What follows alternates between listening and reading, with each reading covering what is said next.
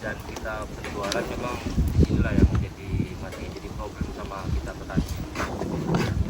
Kalau itu saya agak bingung untuk menjelasinnya kalau nggak ada pertanyaan.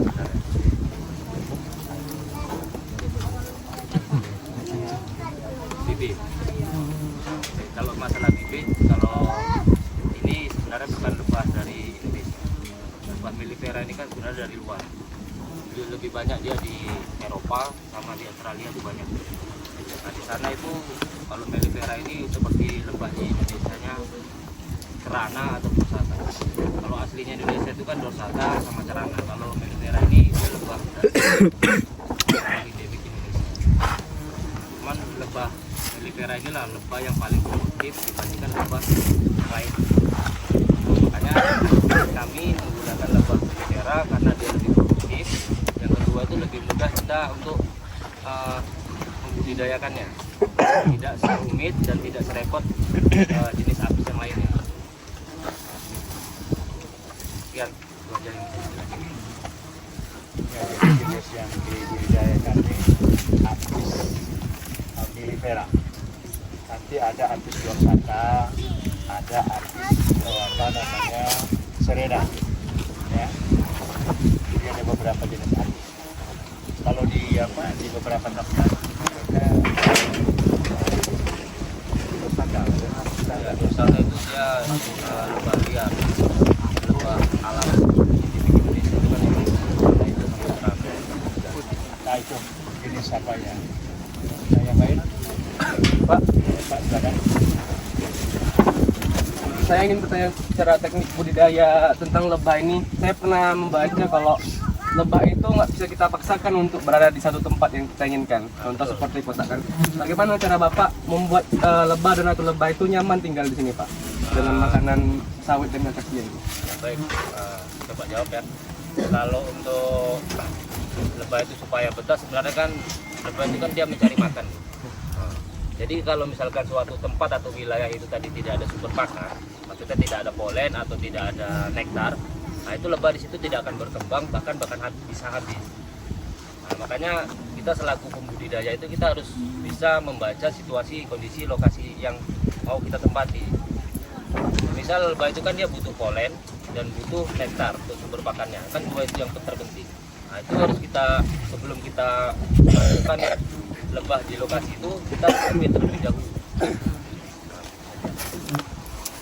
Itu Pak, jadi kalau tersedia pakannya, maka tidak perlulah menggeser-geser posisi lebah sepanjang pakan dalam bentuk polen dan nektar tersedia.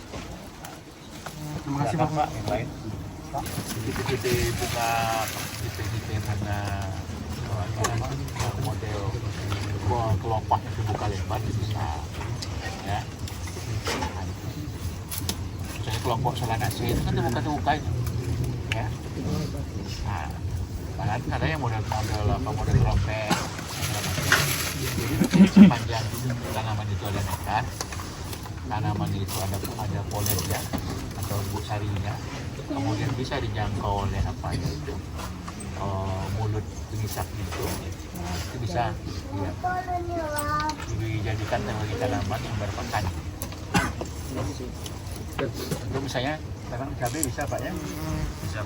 Nah, tanaman cabai bisa. Artinya bisa diintegrasikan dengan beberapa jenis kelompok dari Solanaceae. Nah, sedikit tambahan, kalau kita untuk pembudidayaan lebah itu yang pastinya itu kita harus tahu sumber pakan. Sumber pakan itu harus bisa kita pastikan. Misalkan di daerah kita tadi itu di situ tidak ada hutan akasia. Kalau misalkan di sana ada hutan randu, rambutan atau tanaman bunga lainnya itu juga bisa. Pemecahan koloni itu, bila koloni tadi itu memang maksudnya sumber itu koloni memang sudah padat dan satu kota itu memang kita harus pecah ataupun kita kecilkan lagi koloninya. Kalau misalkan nanti koloninya nggak kita pecah terlalu banyak di situ pun, ya dia bakalan terlalu sesak, dia bakal keluar sendiri, dia bakalan pecah koloni secara alami. Dalam satu kota itu biasanya berapa koloni? Satu kota itu satu koloni, Oh, ya satu ratu. Satu koloni ya. Kalau target waktu seperti itu tidak sama Pak. Dia kadang kalau misalkan posisinya sumber pakannya itu memang mencukupi dan proteinnya itu untuk lebah itu bagus, itu kita dari koloni 7 sarang untuk bisa kita pecah itu butuh waktu sekitar 4-5 bulan. Umur koloni itu nggak lebih dari 3 minggu setelah dia tadi itu keluar dari pakan. Itu kan lebah itu fasenya itu ada beberapa. Pertama kan dia telur. Ketika dia jadi telur itu umurnya sekitar 2-3 hari menetap menjadi larva. Nah nanti setelah larva itu umur 3 hari, nah itu baru nanti dia punya jenis kelamin. Dia jadi pejantan atau jadi ratu atau jadi lebah pekerja. Itu di umur 3-4 hari. Umur ratu itu bisa sampai tahunan, bisa 3-4-5 tahun bisa. Karena kita pembudidaya, lebah itu kan nggak cuma kita pelihara untuk dikembangkan saja, tapi kan kita juga ambil manfaatnya, kita ambil madunya, kita ambil polennya kan. Nah di situ kan ada risiko waktu kita pasca panen itu untuk kematian si ratu, kematian si koloni, itu kan ada risiko. Nah jadi nggak bisa, makanya tadi kan nggak bisa kita targetkan untuk perkembangannya berapa bulan, karena kita memang ambil manfaatnya dari situ. Intinya madu itu memang udah matang. Nah udah matang kan baru bisa kita panen. Kalau misalkan waktu 1-2 harinya itu bisa dia 1 bulan, bisa 3 bulan, bisa 1 minggu, itu bisa kita panen. Ya kita di waktunya tadi nggak bisa kita tentukan. Dia tergantung sumber pakan, cuaca, sama jumlah koloninya. Semakin banyak jumlah koloninya, semakin cepat bisa kita panen. Kalau perhitungan rata-ratanya kita misalkan punya standarnya itu kan 7 sarang dalam 1 kotak. Itu 7 sarang dalam 1 kotak itu rata-rata 2-4 kilo. Selama ini kan kita itu cuma memanfaatkan madu sama polen. Sementara polen itu memang masih sedikit kali ya kita ambil. Nah, itu memang 90% itu madu. Sebenarnya produk dari lebah ini kan nggak cuma madu, polen aja. Di situ ada royal jelly, di situ ada lilinnya, di situ juga ada propolis. Nah, sementara kami peternak lebah itu belum bisa mengolah selain madu. Cuma madu lah yang bisa kami jual. Sementara kalau kayak propolis, di polennya sama royal jelly itu belum bisa kami produksi. Nah itu kondisinya pas lagi musim penghujan. Oh, kondisi penghujan malah menurun ya? Menurun, karena kan lebah itu dia cari makannya kan dari sumber nektar itu Pak. Jadi kalau sumber nektarnya tadi itu udah luntur kena hujan kan lebah itu keluar tapi nggak dapat makan. Nah, bisa jadi kemungkinan yang madu selama ini disimpan sama si lebah itu habis lagi. Makanya kalau di daerah tertentu yang mereka itu punya musim bunga, itu lebah mereka bahwa harus dikasih makan. Itu memang harus. Jadi video-video yang beredar lebah dikasih makan itu bukan hoax, itu memang benar. Tapi kan bukan berarti madunya itu dijual. Tapi lebahnya itu butuh hidup gitu. Jadi madu. Mengenai dalam budidayanya ini apakah Bapak budidaya otodidak atau ada pelatihan dari luar gitu? Nah itu. Kalau untuk pelatihannya sebenarnya otodidak sama guru-guru kecil lah. Istilahnya kalau pelatihan dari pemerintah atau di sekolah itu memang nggak ada. Di sekolah dulu saya sekolah belum ada pelatihan tentang budidaya lebah, belum ada zaman. CPO 30 ton. Berarti kan bisa 10 truk CPO itu bisa dihasilkan. Dalam sampah. Seharusnya kan pemerintah bisa membantu dengan cara mungkin bekerja sama dengan pihak industri jamu ya Pak. Ya kayak di situ muncul atau jamu-jamu yang lain kami ini. Jadi pemerintah memfasilitasi. Nah, tinggal menghubungkan orang-orang beberapa peternak lebah begini loh. Pertama tidak yang diminta oleh perusahaan. Kita akan memberikan pelatihan supaya kualitas madunya sesuai dengan yang diminta oleh buyer pembeli. Saya kan di situ pemerintah berperanan sebagai regulator. Cuma kita kan tidak jelas pula ngapain dari situ sebenarnya itu. Sampai kalau saya kalau untuk sampai level jauh dia bisa menghasilkan 300 ton. Bayangnya itu setara dengan 10 CPO besar itu. Kaosnya tuh. Memang itu pula apanya yang peternak sudah berusaha semakin. Ini kan salah satu bentuk diversifikasi sumber peternakan. Ya. Misalnya BRI kan punya bangsanya punya kebun sawit. Dan samping dari sumber pendapatan kebun sawit, kita tambahan pendapatan lain.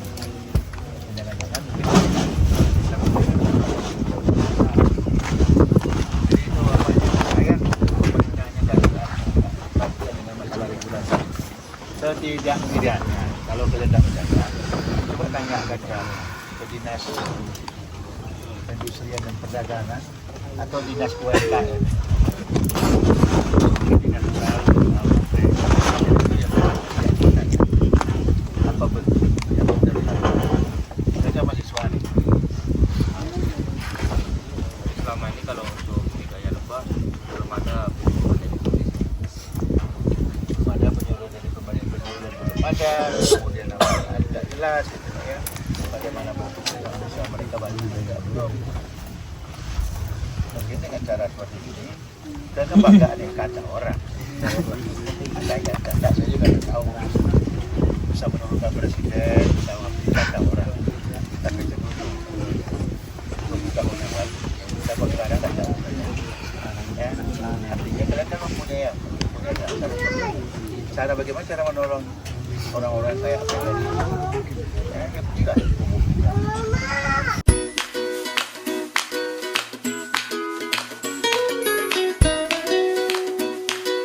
sebenarnya fungsinya sebagai penghangat ya, dan sangat lebar sangat. Makanya sebenarnya harus pakai ini. Prank ya guys.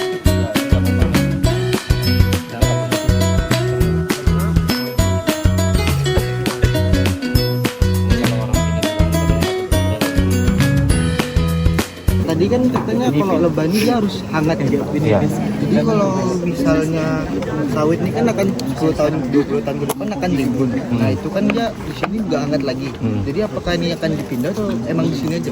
Sebenarnya kehangatan si lebah ini bukan berarti atas tuh harus ketutup atau terbuka. Nah, di sini lebah ini kan sebenarnya bisa juga dia mengatur suhunya. Bisa kita lihat lebah di depan ini. Nah, lebah di depan ini sebenarnya pengatur suhu. Tuh, lebah yang di depan itu pengatur suhu. Bisa kita perhatikan itu dianya jengking pantatnya di luar. Gimana ngomongnya? Nah, sayapnya di dalam, ke arah ke dalam itu dia ngipas. Mengatur suhu di dalam ini ya? Blower. Ada blowernya, alami dia.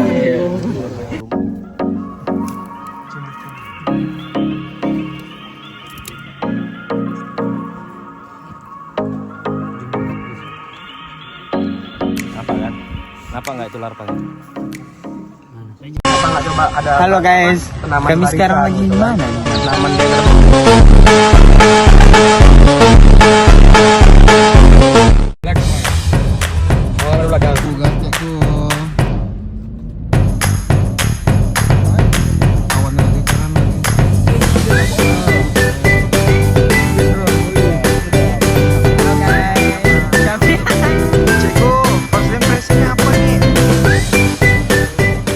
Kita akan mengadakan kunjungan kepada ibu yang ada di sana karena mereka baru selesai panen sepertinya.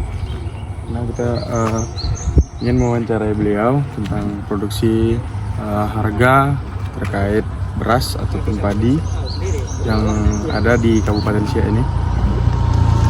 Mulai sekarang langsung aja ikut kita ya. Assalamualaikum warahmatullahi wabarakatuh. Waalaikumsalam warahmatullahi. Kami di Kabupaten Siak sekarang ini mengadakan kunjungan dari Universitas Islam Riau, Fakultas Pertanian, ingin mewawancarai ibu petani padi Bu ya. Jadi dengan ibu siapa tadi? Ibu Sumiati ya. Di sini Bu, kami ingin menanyakan Bu, untuk terkait atau penyakit dan hamanya gimana? Ya, penyakit dan hamanya musim sekarang ini, musim penyakitnya ini kena apalah, patah leher gitu. Patah leher mungkin faktor entah dari pupuk, ibu kan kurang paham juga ya, entah dari pupuk, entah dari apa nih ya, cuaca gitu kan, kadang kan panas hujan gitulah pengaruh. Kita lebih jauh ke hama dan penyakit. Kita tahu kalau dia komoditasnya sawit, apa yang membuat warga di sini atau petani-petani ini beralih fungsi dari sawit ke padi? Oh, justru setahu ibu memang harusnya tuh dari awal pertanian di sini. Iya pertanian, terus banyak yang beralih ke sawit gitu. Cuma kalau yang sawit itu kan memang tempatnya di sebelah sebelah sana lah gitu banyak kan. Dan di sawah-sawah ini pun ada juga, cuma ya memang karena tadinya dilarang, cuma ya main tandang aja gitu. Kalau boleh tahu Bu, untuk tanaman padi ini kan tadi kami dari hidung kandang dari padi berkembang dari tahun berapa Bu? Berkembang pokoknya sekitar berapa tahun ya? Mungkin sekitar berkembangnya lah gitu ya. Iya betul. Sekitar 10 tahun lah. Pokoknya mulai agak ada kemajuan perkembangan tuh mas, udah ada mesin padi apa itu namanya itu? Pressure. Ah, yang di sawah-sawah itu apa namanya itu? Traktor. Traktor yang padinya loh, yang manen itu loh, apa tuh? Oh, harvester. Iya, kombinasi. Combine harvester. Oh, ya komen macam itu ya kan? Iya. Jadi selama 10 tahun itu Ibu mengikuti juga untuk perkembangan ini gitu? Itulah kita merasakan juga ya alhamdulillah lah meringankan petani gitu. Cara kerjanya gitu kan, tercatat. Kalau misalnya masalah infrastruktur itu ada kendala nggak tuh? Apalagi tentang irigasi yang semacamnya. Pasti itu irigasi pasti ya. Apalagi kalau musim kemarau agak lumayan gitu kan. Irigasinya itu kan kadang paretnya udah mulai dangkal gitu kan. Repotan juga gitu petani. Sekarang kan lagi angin barat, tapi yang lihat paritnya turun. Apakah memang lagi turun air atau sedang kering? Ya memang agak hujannya agak mengurang sih, memang sudah mendung kita agak kalau ini kan air dibuang gitu. Soalnya udah nggak di apalah, nggak apalah macam apa tuh macam udah nggak di apa utamakan sekali lah, air udah mulai berkurang gitu, dibuang lah gitu. Soalnya bisa dibuang biar cepat keluar padinya cepat tua. Jadi selama ibu petani padi ini apa sih yang seringnya banyak aplikasinya? Perlu itunya ya. Itulah hama itu lagi. Hama yang paling utama, kadang dalam obatnya mahal-mahal, ditanggulanginya kadang hamanya itu bandel gitu kan. Ya macam sama air pun. Jadi ada peraturan tentang subsidi pupuk untuk petani padi sejak tahun 2021 itu, apakah Ibu merasakannya Bu? Ya, merasakan banget apalagi kemarin sampai tahun berapa tuh ya? 2023 lah. Dapat pupuk. Susah pupuk ini susah memang. Udahlah dibatas macam berebut padahal ibu lah belinya cash gitu kan. Memang asli dibatas gitu. Banyak kali persyaratan. Padi ini udah ada di pemerintah Bu. Ada penyuluhan, tambahan dari pemerintah tersebut. Mungkin sejenis apa ya? Mungkin perwakilannya sama apa ya? Apa sih? Iya petugas apa itu namanya? PPL pertanian itu. Itu yang selalu membimbing petani, penyuluhan gitu kan. Ada PPL-nya itu. Yang juga orang. Padi di sini tuh IP berapa Bu? Kita berapa tuh Pak? Berapa kali panen setahun? Oh, 1 tahun tuh 2 kali. Oh, IP 200. Kalau di sini udah tanah mineral. Jadi sekarang harga gabah untuk hari ini berapa Bu? Iya katanya nih gabah hari ini gabah basah nih cuma 58. Ibu biasanya jual gabah atau jual yang dipecah? Ibu jual gabah. Gabah kering atau gabah basah? Ya kadang kering kadang basah tapi ibu selalu kering. Saran kering. Ya kering. Soalnya kan kalau dikeringkan kan harganya kan lain lagi gitu. Lebih mahal. Ini memang kurang sehat ini, banyak yang patah leher nih kan. Ya jadi pun yang hijau ini masih banyak juga. Soalnya kadang kalau kata petani ini kalau yang hijau ini suruh tua semua nanti tambah rusak gitu. Itu kan. Tidak ada buah ataupun buat agrowisata gitu. Agrowisata. Ibu itu nggak tahu juga sih. Tapi kemarin sebenarnya ada beberapa agrowisata loh. Cuma entah gimana. Akhirnya apa terbengkalai gitu kan. Ada juga ada sempat agrowisata tuh udah berdiri gitu kan dek. Udah banyak juga yang dikunjungi lagi. Benar. Gitu. Karena kan suatu branding Bu ya untuk Kabupaten Siak ini, karena padi terbesar kan Bu, buatan agrowisata tadi. Nah, bagaimana tahu ini zaman modern kan, Ya. apalagi sekarang ini viral kan, apa viral kan itu. Sekarang yang masih berdiri agrowisata di Jati Baru, nggak jauh dari sini. Rumputnya masih ada agrowisata di sana masih aktif gitu. Kalau sore pun masih ramai. Kalau di lahan padi seperti ini pernah nggak dicoba untuk sistem tumpang sari gitu Bu, antara padi dengan tanaman lain? Belum pernah ya?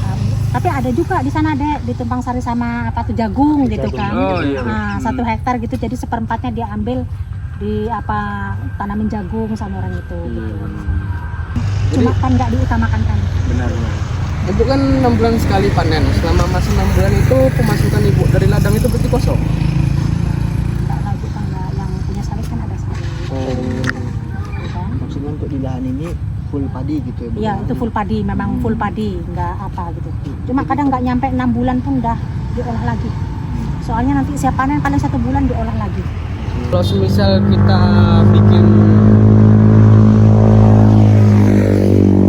semacam sistem ngajar legowo yang diantara barisan itu tanaman rimbang atau lada gitu, menurut ibu apa kendala yang bisa terjadi gitu dibandingkan dengan full padi seperti ini? Kurang paham juga soalnya belum pernah yang kayak gitu kan.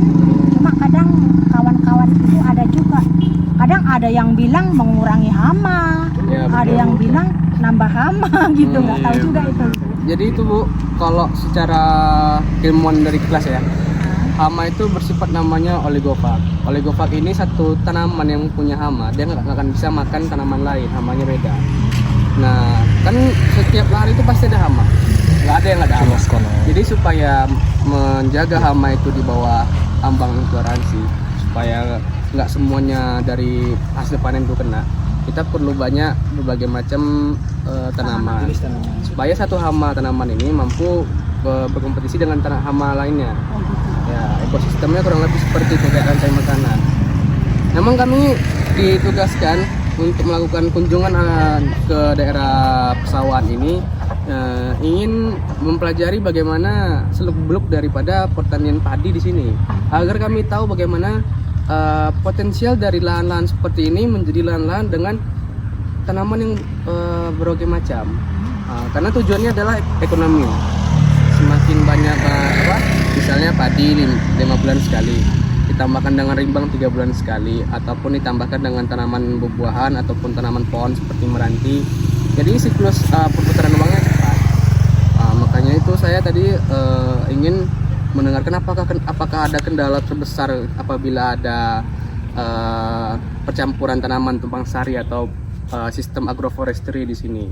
Oh gitu ya. Mm-mm. Soalnya cuma kalau sawah yang ditanamin padi mau ditupang sari gitu, mungkin capek kan. Capek. Banyak kali yang mau dikerjakan Iya, gitu kan. Capek gitu. Jadi kembali kepada teknologi Bu ya. Walaupun memang ada untuk panen, ada untuk pengolahan dengan teknologi, tetap apabila ditambahkan dengan tanaman lain menambah kecapeannya dalam mengerjakan kesulitan tenaganya. Betul. Si padi pun kami kan kadang ada ke kebun juga gitu, sawit gitu kan. Jadi macam udah nggak sempat lagi. Capek. Jadi Bu, ini Ibu nanam tanaman padi ini serentak Bu? Sentak, ya sentak sama minimal gitu ya? 1 bulan siap semua. Oh berarti sama ya Bu? Iya. Enggak misalnya berapa bulan apa tanaman padi ini nanti tanam lagi gitu, berarti serentak ya Bu? Ya serentak lah, soalnya kan banyak rombongan orang tanam padi pun udah banyak yang pakai mesin kan gitu kan. Jadi 1 bulan bisa dibilang keseluruhan siap. Biar panennya pun nggak berlarut-larut, jaraknya terlalu panjang. Langsung gitu. sekali ya Bu? Lebih amannya ya memang serentak. Serentak ya Bu? Nah, kalau untuk terkait harga itu apakah ada kendala? Nah, turun lagi perkara Cara apa ya, kata kalau orang kami ini kan kayak itu ini kan nggak keluar gitu. Jadi kadang sama orang yang beli ini sama tokonya lah gitu lah. Ada yang katanya alasannya gini-gini gitu kan, ibu kan nggak tahu gitu. Memang terus terang petani kalau harganya terlalu turun ya petani ya gimana lah gitu ya. apalagi kayak sawit ya. Oh, Kalau boleh tahu Bu, tuh dia per kilo ya? iya. Per kilonya berapa Bu? 1 kilo kalau padi basah 58, sekarang kalau padi kering katanya sih 7.200 Ya sekitaran sekitar 7.000. gitu. 7.200 mungkin 7.100 gitu mungkin kan. Ibu sih belum jual lagi soalnya belum panen. Iya. Nah, selama kalau- Ibu 10 tahun itu kan Bu, apakah ada terjadi dengan harga itu yang betul turun drastis? Pernah Bu? Pernah ada. Ibaratnya lewat 1 malam aja ibaratnya turunnya sampai 400 per kilonya. Itu bikin sedih sama petani Iya, gitu kan. kadang gitu. Mau kemana lagi kita ngadu gitu Iya, kan betul. gitu.